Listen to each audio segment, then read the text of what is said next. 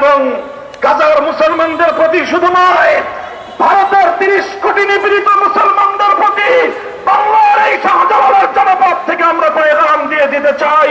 হিন্দুত্ববাদী মোদীর বিরুদ্ধে তোমরা রুখে দাও। তোমরা এখনো সীমান্তের এপার থেকে বাংলার 18 কোটি মানুষ তোমাদের সঙ্গে রয়েছে। ভারতের বিতর্কিত